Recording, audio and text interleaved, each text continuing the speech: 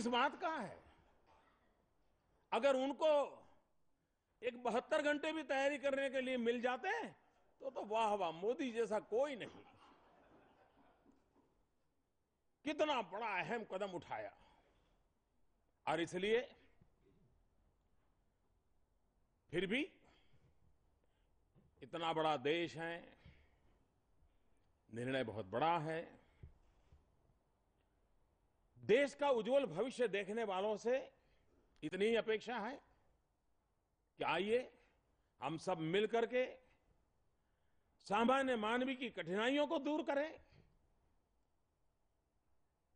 इस महायज्ञ में सफल होकर के विश्व के नाम सामने भारत को एक ताकतवर देश के रूप में हम उभारें। सारा दुनिया जब सर्वे होता है कि भ्रष्टाचार की कतार में बहुत अग्रिम पंक्ति में भारत का नाम नजर आता है, भारत को नीचा देखना पड़ता है। हमने गर्व से माथा ऊंचा करना है और इसलिए फैसले लेने होते हैं और फैसलों का अनुपालन करके सिद्धियां भी प्राप्त करनी होती है। और मैं निमंत्रण देता हूं सभी राजनीतिक दलों को, सामाजिक संस्थाओं को, मीडिया को। दूसरा, डिजिटल करेंसी। हर किसी को उसके पैसों का हक है, हर किसी को उसके पैसे उपयोग करने का हक है, कोई रोकता नहीं है। लेकिन जरूरी नहीं कि हर बार नोट हाथ में हो तभी उपयोग हो।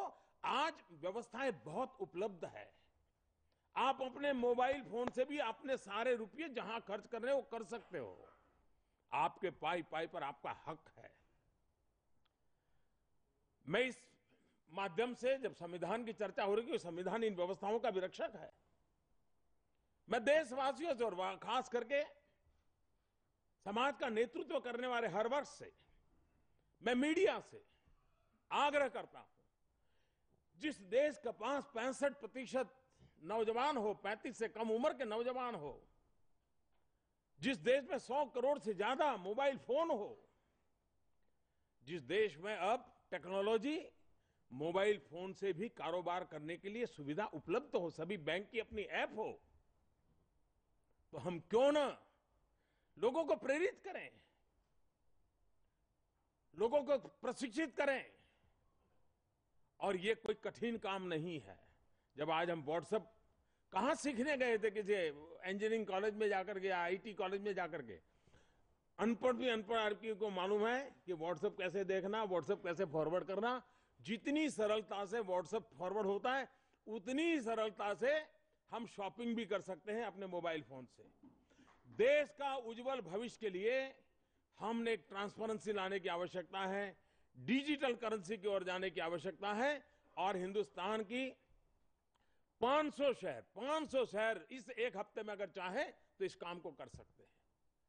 आपको हैरानी होगी, 8 नवंबर के इस निर्णय का सबसे बड़ा परिणाम का फायदा किसने उठाया? मैंने कल हिसाब लिया कुछ नगरपालिका, महानगर पालिकाओं का। बहुत कम, इन्हीं की नगर पालिका, महानगर पालिका, कोई 40-50 का मुझे बताया गया। पहले 3-3.5 हजार करोड़ टैक्स आता था। 8 नवंबर के बाद 13,000 करोड़ उनके खजाने में जमा हो गया। ये पैसा किसके काम आएगा? उस गांव के गरीब बस्ती में कहीं रास्ते बनेंगे, कहीं बिजली लगेगी, कहीं पानी के नल लगेंगे। एक समाज जीवन में क्रांति की दिशा में काम बढ़ रहा है। और इसलिए